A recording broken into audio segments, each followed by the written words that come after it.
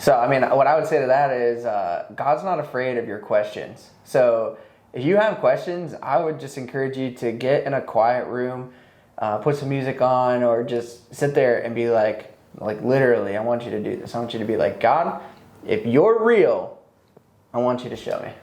I want you to speak to me. I want you to show me throughout the day with different interactions. And I promise you, he will show up because that's who he is. I've done this with so many different people, and God shows up later that day. They'll be at a restaurant, and people will be like, hey, man, I just want to come up to you and tell you that God knows that he's real, and he loves you. I'm done.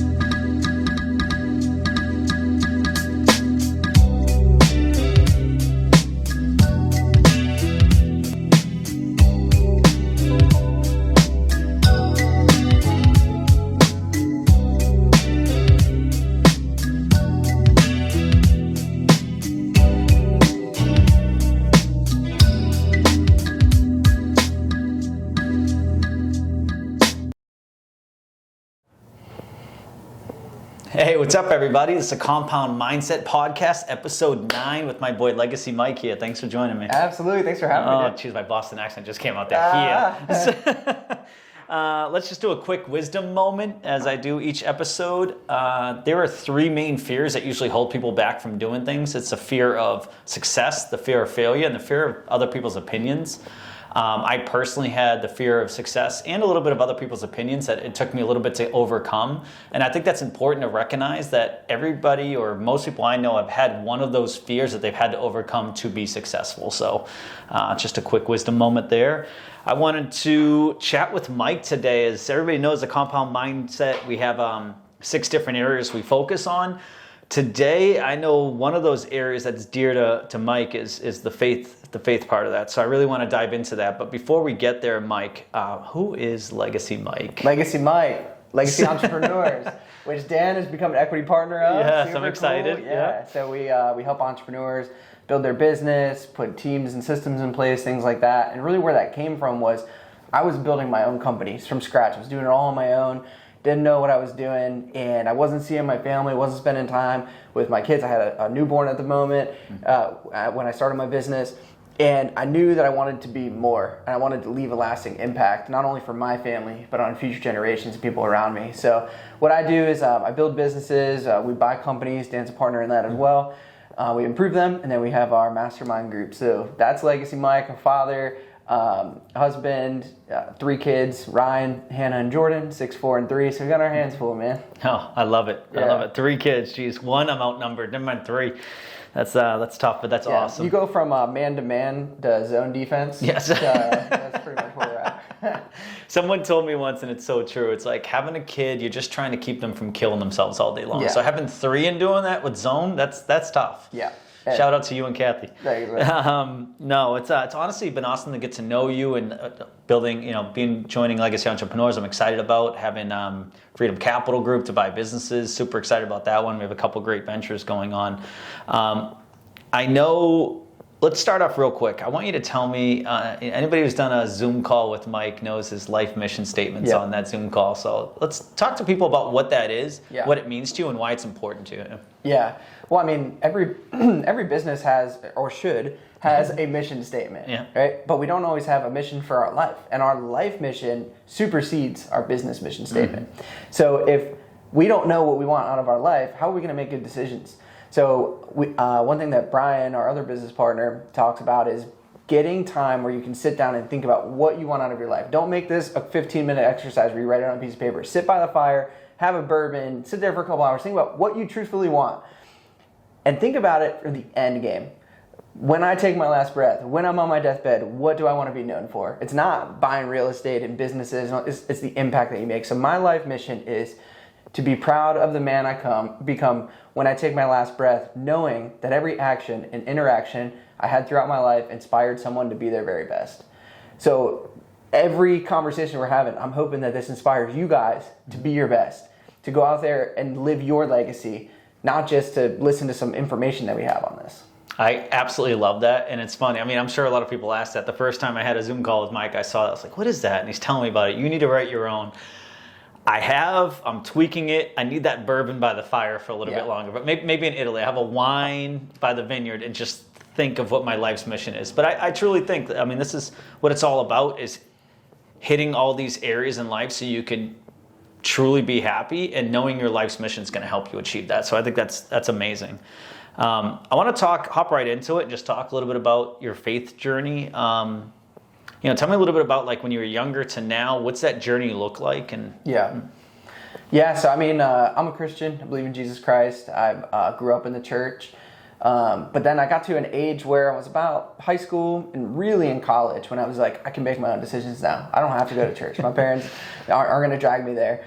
And when I got in college, I was like, if Jesus is real and if I truthfully believe in this, one, I want to know everything I can about it. And two, I want to be able to walk it out for myself and make my own decisions. So I got really involved, tested things, really sought after God, and that's when I took it seriously.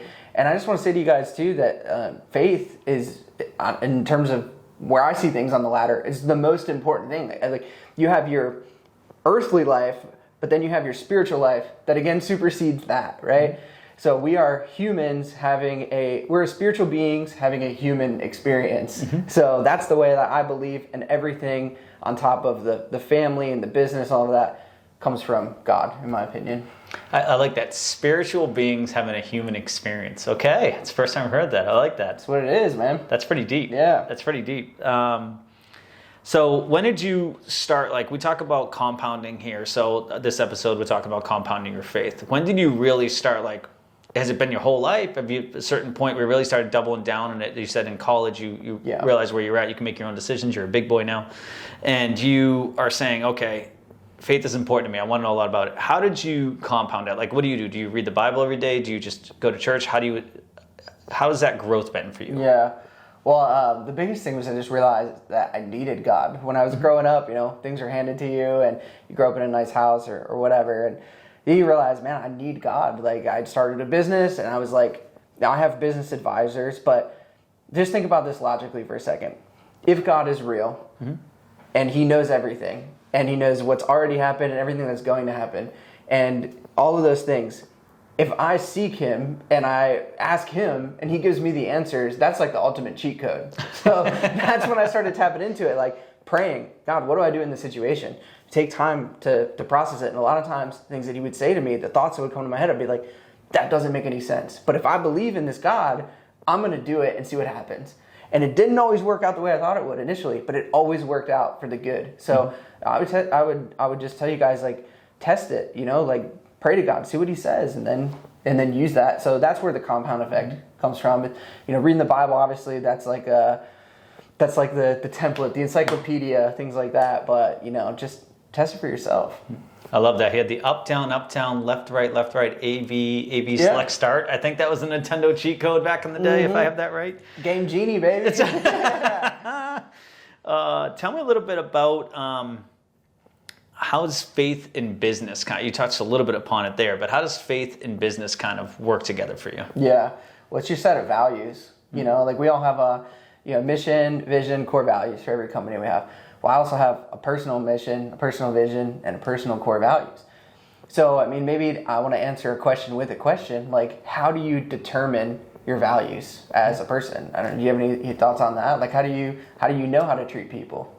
Yeah, it's a good point. I'd say me personally, being someone that's faithful but not necessarily religious, as we've talked about, has stemmed from different things, such as I did grow up Christian, so 10 Commandments, and also the way I shape my values is just not the golden rule, the platinum rule. I want to do unto others as they want done unto themselves, and try to always treat people in that manner. So that's, but I guess my parents, a little bit of religion back in the day, and just trying to be a good person is how I've shaped mine. Yeah, exactly. Yeah. So that just answers the question pretty much. Is like, that's what I use it for, is to figure out what my values are as a person, and treat people that way with love and compassion, and it's the fruit of the Spirit. And the Bible says joy, peace, patience, kindness, gentleness, and self-control. So that's pretty much what my values are. I love that. Yeah. Oh, that's amazing. And was that supposed to be rhetorical, by the way, that you asked me, and I answered, and I wasn't supposed to? Sorry. No, you supposed to. It's like no, that was a rhetorical question. We're training these new sales reps, so every day we're doing role play, and I'm like, you always answer a question with a question. You agree, and you ask a question. So I'm gonna do the same thing to you, dude. Don't just keep asking why. Yeah, right. Why? All right. So when you're how do you incorporate faith into when you're deciding on a path to go? Like you said, you've owned a couple businesses and you've sold a couple businesses. You've started Legacy Entrepreneurs, a great coaching and mentorship and program. When you're either business-wise or personal-wise looking to take on a new venture, how do you incorporate faith into that? Yeah. Pray about it every day. And I know some of you guys might be like, all right, what do? I go like this, put my hands together, cross them perfectly. Guys, like, the God that I know is very real. He already knows everything about us. He already knows everything that we're going to do in our life, every good, bad thing that we do, all of that stuff. So I just believe in being real with him. And I'll just sit down with my coffee, hang out, and I'll just, in my head, I'll be like, what do you think of this, God? And just wait for the thoughts to come through my head. And I'll have thoughts, and I'll write them down, and I'll be like, man, this doesn't make sense. And then I'll just go back and be like, tell me a little bit more about this. And just the thoughts and the journaling and all those things, and it helps me make decisions. He's the ultimate advisor, so helps me see things that we definitely can't see, a lot of stuff behind the scenes and things like that. So that's the advocate right there. I love that. Actually, it's giggling a little bit because it reminded me of that's exactly what we do with ChatGPT. Is that God? Yeah, right? Chat God PT. Yeah, right? Yeah, I think oh my God, you just keep asking it questions and it builds. But yes, sir. Yeah, well, I mean, I think that people, they just see God as like this, like Zeus, he's up there and he's just like, oh, everyone bow down to me. It's like, dude, he knows you. Like, he knows who you are, and he created you this way, so you can be open and honest with him. Like, I think we take our human relationships and maybe we take our human experiences with our own father, and we kind of view that as that's who God is. But God is perfect, so he doesn't condemn us. He doesn't make us feel bad, or he already knows the thoughts we're having in our head. Yeah, I love that thought about it because it's one thing. Back in the day, going to church and all that stuff, it wasn't always taught that way, and I love your mindset of it. I love like how you approach it and how how it's helped you grow and be who you are. I think it's amazing. And honestly, I truly do want to learn these things from people. In my accountability group, one of the pillars is faith, and that's my weakest point. I have the hardest part with that because I'm just, I guess, a little lost. So I try to figure out what faith is for me. Is kind of been my journey over the last month, and over the next couple months is my journey. So I enjoy having this conversation. Yeah, well, can I follow up with a question? Or go. Does that take you off your outline? No, go. All right. I love the open dialogue. We didn't follow the agenda of the last one at all, so don't worry. Go. That's good. All right, cool. So one thing that I've noticed, I'm in the process of writing a book. It's called Look for Patterns. We always talk about what successful people do. But the reality is a very small portion of people are really successful in our eyes. They have a lot of money and relationships and all these things. So in order for someone to change, you have to understand what you're currently doing. Instead of always understanding what the successful thing is, you have to identify what the unsuccessful behavior is. So then you can then pivot into the successful behavior. And I'll give you an example. One thing I've noticed out of people who are unsuccessful in an area or stuck or don't know what they want is they speak in generalities. So for me, for my health, that's one area that I'm not super successful at right now. I will say things like, I just want to feel good. I just want my clothes to fit better. I just want to look good on camera. I just want to be able to go to a pool and not be embarrassed, right? That's generalities. That does not define health. So when we talked and you're like spiritual, you're like, I just want to be a good person. Well, what does that mean? How do you define that? How do you define your values? Where does that come from? Being a good person could be stealing from someone could think that's a good person. And then you'd be like, well, that's crazy. Stealing is bad. It's like, under what frame of mind, though? Where does that come from? Oh, that's deep. I don't know that I know that answer yet. Yeah. I mean, I would say the only thing I would say is like stealing and like if you hurt someone else, anything you do that can affect someone else negatively, to me, couldn't be a value. Yeah. Why is that? Because I just wouldn't want to hurt anybody else. It's so not intentionally, obviously. It can happen unintentionally, but that's a good point. I do speak in generalities with faith. Yeah. Yeah, and that's the follow-up is like, let's get that clear of what that belief system is, whatever it is. Like, let's just nail that down. And then, I mean, I know I said I grew up in the church and I believe in Jesus and all those things, but dude, I did so much research into other religions and other ways of, I mean, I haven't traveled overseas and gone to the churches and stuff, but there's just things I'm like, that doesn't make sense. That doesn't make sense. And, you know, I've pursued my own faith and own journey in that. So I would challenge you to do that too, because you're going to find out what truth is. Yeah. That's part of what I want to do when I'm in Italy. Yeah. Seriously, just think about faith and like what that means to me. Yeah. So that's one thing I promise you could hold me accountable for. Sweet. One thing I'll be doing. Obviously, we're business partners on a couple ventures. Tell me a little about, you can't just say I prayed on it. You got to have something different now. Yeah. Becoming business partners, I guess here's where I'll go with it. You know, you and the other business partner, I believe, have similar faith beliefs. I do not. Yeah. What made you still want to become a partner with myself? Yeah. You know, rather than someone with the same faith system. Yeah. I mean, do you want the real answer? Or do you want me to go. Okay, cool. So I wake up. Straight, I wake up every night at 3:00 in the morning, pretty much. Just been a habit since I've been an entrepreneur, and I don't do it. It just naturally happens to me. I wake up every night, and I take some time to pray and listen to God. And the day before we were meeting at Clear Vision for the quarterly mastermind, woke up at 3:00 in the morning. I'm like, all right, God, what are we talking about today? He said, I want Dan Rivers and Legacy Entrepreneurs, and I want you to talk to him about it tomorrow.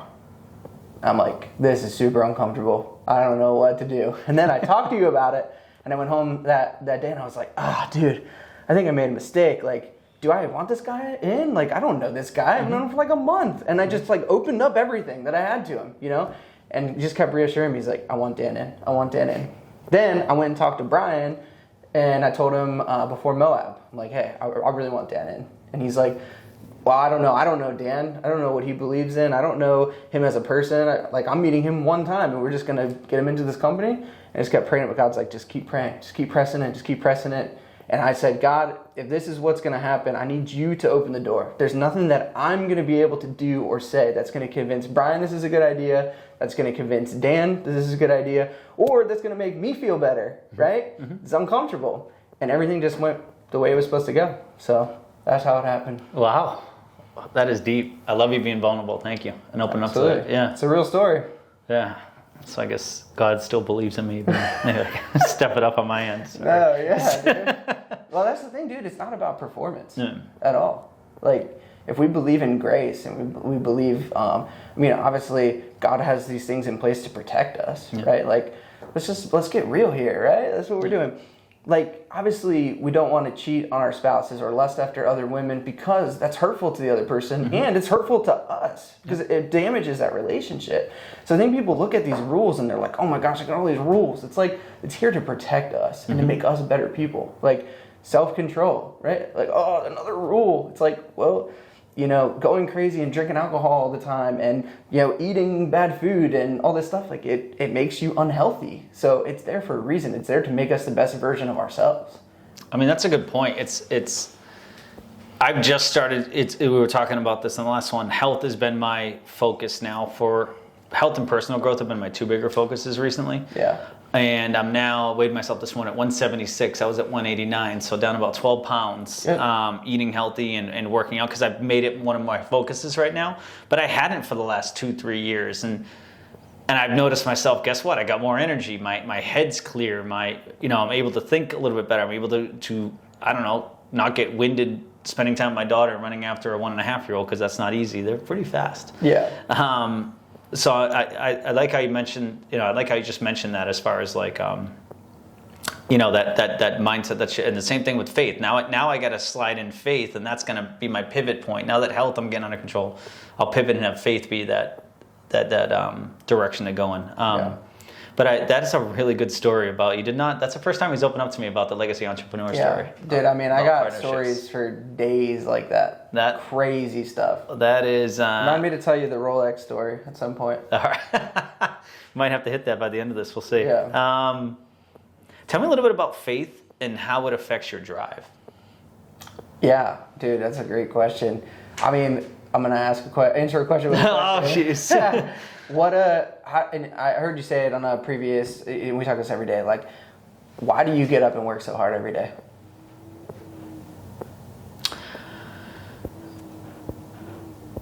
That's a good question.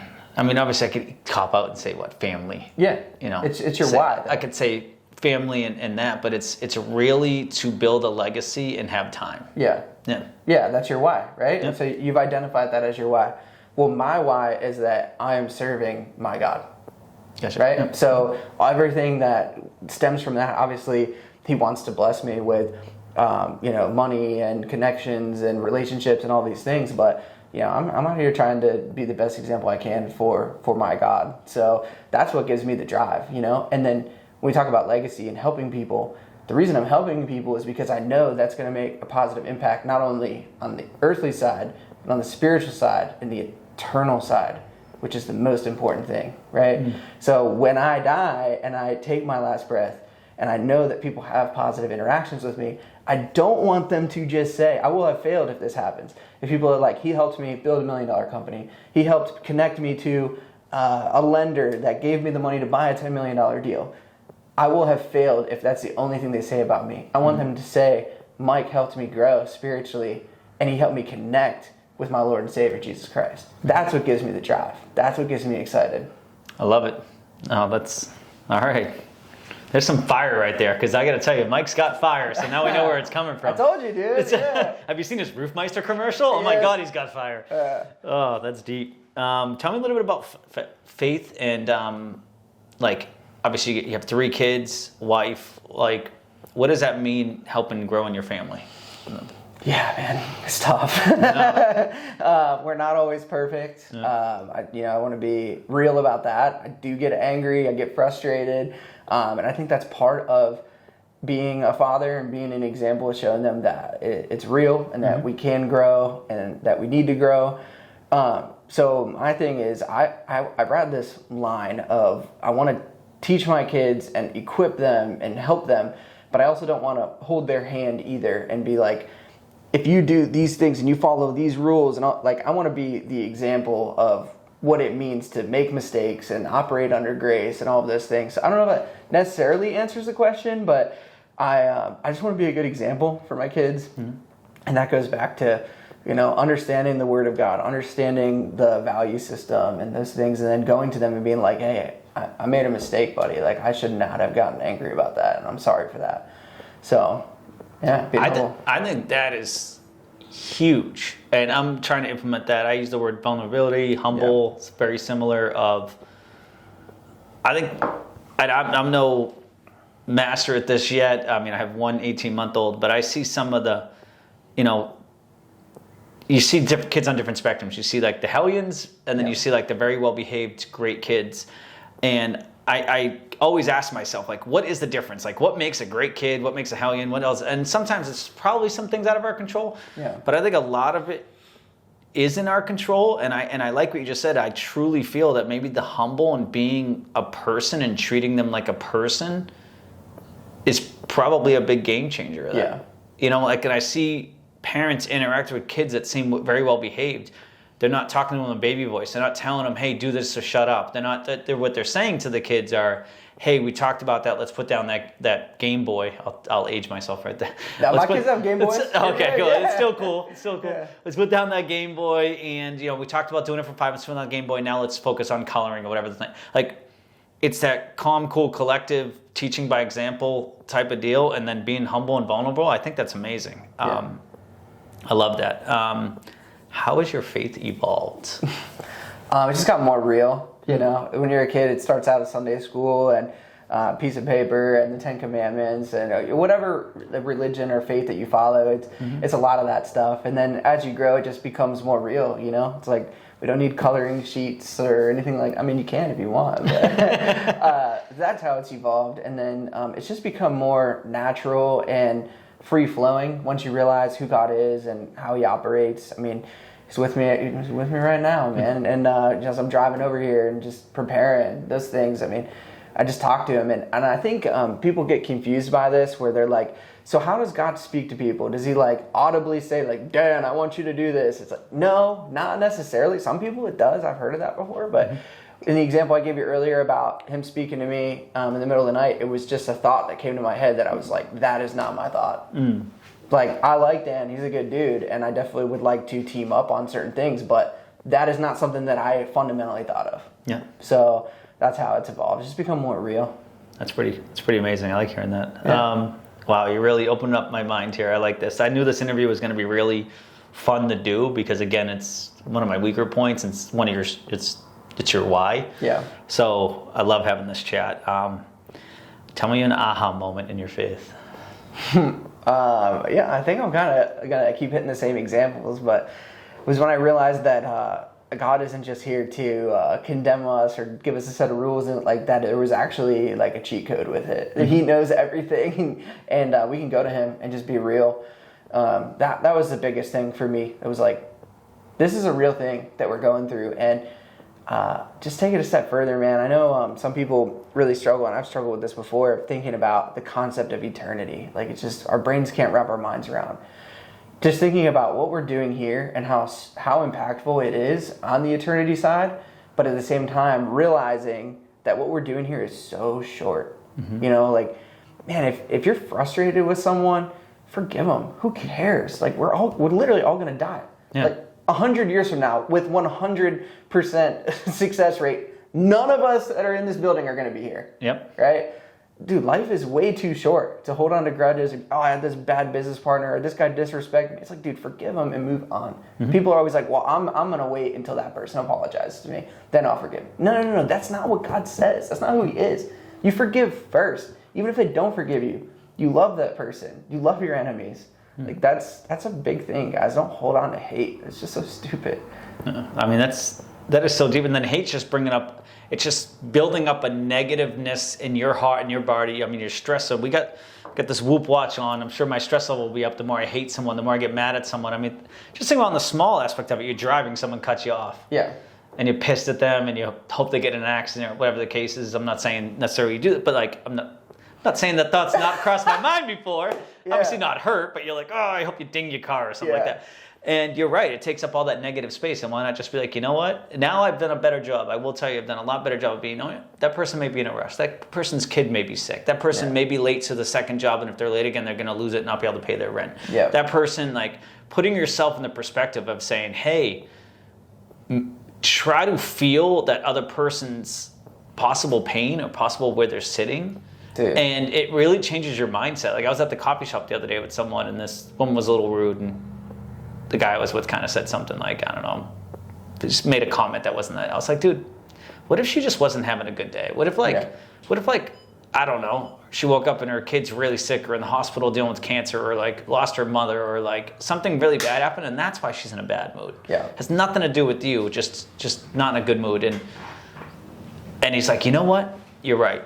My bad. I should not have said that. Yeah. You know, I don't know her situation where she's in, and hopefully I made that impact on one day. But that's where I think faith really comes in. It's like, be a good person. Yeah. And I know you said that. I know that's a general answer, but like, to define it deeper is like, always do the right thing. Stand up, say something when you have to say something. Yeah. Step in when you have to step in. Try to make something right. Make someone's day a little bit better. Yeah. I think those are the things that are important to go by. I want to know, do you have any words of wisdom? And we talked a little bit about this, but talk to me or talk to our audience as someone who maybe doesn't have doesn't believe in faith, or doesn't believe in a specific religion, or how would you guide them to try to, I know we've talked a little bit about it, maybe you'll hop more on those points, but like, how do you guide them to try to find that faith? Yeah. If you ask yourself better questions, you get better answers, right? Yeah. So I mean, what I would say to that is, God's not afraid of your questions. So if you have questions, I would just encourage you to get in a quiet room, put some music on, or just sit there and be like literally, I want you to do this. I want you to be like, God, if you're real, I want you to show me. I want you to speak to me. I want you to show me throughout the day with different interactions. And I promise you, He will show up, because that's who He is. I've done this with so many different people, and God shows up later that day. They'll be at a restaurant, and people will be like, hey man, I just want to come up to you and tell you that God knows that He's real, and He loves you. I'm dead serious. I've seen stuff like this happen. So I just encourage you, and maybe it won't be that exact thing, but there will be something throughout the day you're like, okay, And then you take that and you run with it. Like, all right, God, I had this interaction. I had this thought. That wasn't me.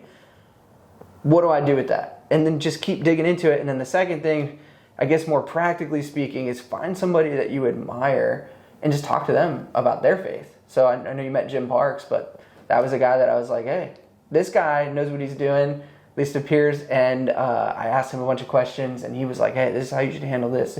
I would ask God this or that. And that's how I really started diving into it. Yeah. No, I love that advice. I'm going to take it. I'm going to sit, like I said, that fire and glass of wine and really dive into it. Yeah, Jesus turned water into wine, right? That was literally the first miracle he ever did. So is that why I love red wine? Probably. Awesome. Well, I want to hop into the compound round right now. Let's this is where I ask everybody these questions. 2-3 minute answer, but if you need to dive deeper, go, man. The compound mindset, we have 6 areas of our life. We have health, mental and physical. We have wealth. We have relationships. We have faith, personal growth, and making the world a better place. Okay. All right. We dove into faith here on this episode, but I want you to talk about, is there any other area in your life right now that you're trying to compound, that you're focusing on, and what is that? Yeah, I mean, the 2 big ones right now are wealth and health. I feel like mentally I'm pretty good, but no, I could definitely physically be a lot better shape. And just what you were saying before, last year I did 75 hard, and I really, for 75 days, was dialed in. I could just tell, like, no alcohol, eating a strict diet, working out every day, no days off, reading, all those things. I was like, man, I feel really good. And then my goal was after that to kind of not do that to that extreme, but kind of dial it back a little bit. And then I just, over time, just kind of went way off on the deep end. So the other day I was like, man, I should do 75 hard again. Then I'm like, yeah, but then I'm going to go through the same pattern of do it extreme for 75 days and then fall off. So that's something that I'm trying to figure out, like, what should I be doing? What am I going to stick with for the next 50 years of my life, right? What's something that's going to be realistic? So that's definitely one of them. And then wealth, I know I told you before, I went through a season, I've been an entrepreneur for 6 years now, where I was just building. I built a couple companies. I sold everything off, sold my shares to everything, sold my one company outright. And now it's like I'm hitting the reset button with all the tools and everything that I've been armed with. So, we're buying companies, we're building legacy entrepreneurs, we're doing some marketing things. We're just trying to build that wealth and build those assets, turn legacy entrepreneurs into this big corporation, so to speak, and same thing with our businesses. I love it. No, you bring up a good point, because we talk about all the time, how many people do a diet and then it's a diet. So like you go so extreme. My wife always tells me I do extreme things, but you go so extreme and then you're right. Then you're like, fuck it. I'm sorry. Damn it. I'm not doing this anymore. Sorry. I swore in the faith episode. Jeez. Anyway, rewind that. So anyway, my point is, like, it's hard, like when you do a diet, like you're going to hop off and everything. It's difficult. You're right. It has to be a life-changing thing. Just that's why we talk about the compound mindset. Yeah. It's compounding. So like, what little things can you do every day that'll make that big effect? Same thing on the wealth part. The little things we're doing is Freedom Capital Group. We got the Roofmeister, Legacy Entrepreneurs. We're making it a little bit better here and there and blowing that stuff up. Stuff. But it's the same thing that it's helped me. I mean, I've maybe gone a little bit, but now I fast and I do different things on the diet side, which is not always not diet, but the eating side, something that I can do on a daily basis and I'm not going to regret it. Like my personal trainer's like, no cream in your coffee. I'm like, oh, and then he's like, no wine, and I'm like, one or the other. Yeah, right. So I have my wine, but no cream in my coffee, and I'm willing to do that stuff. And but that is an important thing that you said, though, because and that's the whole reason why I put this podcast on. It's the little steps. Like, take a little step today and tomorrow, and just keep compounding every day of your life to be a little bit better. Yeah. And that's how we achieve those things. I want to hear, I'm Legacy Mike and I'm successful because. Talk to me, man. Man, that's a tough question. I'm successful because I'm me. I'm authentic. I'm real. You can't hurt me. I'm just a good dude. I'll always do the right thing, and I just know that if I do those things, the money's going to come, the assets are going to come, the relationships are going to come. So I just focus on that. I don't do anything in particular. I don't wake up and say 10 Hail Marys. And you got to check out my social media. I just did a post this morning about the gurus saying you got to do this whole crazy morning routine. I'm not against routines. I do read. I do pray. I do have a routine, but I'm not doing a cold shower. Yeah, right. I'm not doing a cold shower. People are like, oh, I got to do these things. I'm just me, and that's why people like doing business with me and like hanging with me. So I'm just gonna keep doing that. That's why I feel like I'm successful. I love it. Yeah, love it. We've talked about this, and I know God is your why. Just wanted to dive a little bit deeper. Is there anything else that is, we're all allowed to have more than one why? Yeah. So do you have any other whys you wanted to talk about? Yeah, I mean, seeing other people succeed is huge. Everyone's got to win. So I want everyone to do the things that I'm doing and even greater things. Other than that, I mean, and it's it's the same stuff. It's the family and the travel and the fun. I'm doing my list of goals. I don't just list out my income goals. I'm listing like, hey, how many trips can I go on with my wife this year? How many trips can I go on with my kids this year? So we're going to do Legoland with the kids. Mm-hmm. And my wife and I, we already went on a cruise, and then we're going to do a Vegas trip later in the year. Nice. Things like that. Being able to travel, being able to pick up and just go. I'm sure you're this way, but I just get into those moments sometimes where I'm like, oh man, I've just been doing this stuff. I've been on these calls. I just need to go. I need to go somewhere. Yep. I don't care. And then I'll just be like, who's hosting a mastermind? What weekend trips can I go do? Where can I get away for a couple of days? And we did that cruise right out of Charleston. It's just like drive 30 minutes, you're on a boat, the next day you're in the Bahamas. I'm like, let's go. Cell phones off, relax. Love that. And just unplug for a couple of days and reset and then come back stronger. Yeah. Absolutely love that. Let's talk about, it doesn't have to be, it could be book, podcast, Audible. I like to add too, maybe someone new on social media you're following. But like, can you give a couple of references or? Yeah, John Maxwell is my dude. Mm-hmm. I love leadership. He's a good guy. He's actually a Christian as well. But just all of his stuff on leadership. He's got a lot of other books too, so that's a good one. And from a spiritual perspective, I follow Chris Valentin. He's out of California. He's got some really good books. He's really into leadership and culture and things like that, building teams. So listen to a lot of his stuff. He's got some crazy stories about how building his business. He was a business owner. He had 9 businesses throughout his career, so I really jive with that because it's relatable, and he's got a lot of stories too. So love that. And before we go, because I know you guys are all wanting to hear this, tell us the Rolex story. All right, cool. This is a good story. So I was really frustrated in my life. I was building my cleaning business. We were just starting to make decent money, and I'm like, man, I feel like I need to reward myself with something. So I was looking at buying maybe like a tag or something like that. And those are like $2-3 grand depending on what you get. And every time I put it on, I'd just be like, man, I don't want this. I want a Rolex, I want a Rolex. So, but I didn't have the money for the Rolex. Mm-hmm. So I was reading a book by Chris Valentin. It's called Poverty, Riches, and Wealth. I was reading it, and in the book it said, if you are frustrated right now because you don't feel like you're getting what you deserve, I want you to put your head down and I want you to pray right now and ask God why. So I put my head down and God said, I know there's something you want, but it's not the right time to have it. You want the Rolex and you will have it, but I need you to do some things first before you get it. Mm-hmm. Cool. What are those things? So he's like, I want you to buy all your guys that are on your team, I want you to buy them nice watches first. So I I got a subscription service called Watch Gang, and I had a $100 a month subscription. I got 3 of those a month, and I got a $300 a month subscription, one of those. So every guy that joined our team got a minimum of a $100 watch when they joined. If they did something awesome, they got a $300 watch, and our guys loved it. It was awesome. And occasionally I would take some of those like $300 or $500 watches, and I'd wear them myself. Then are those Folexes? Yeah, right. They were cool. They were like micro brands, so they were just like really cool looking watches. So then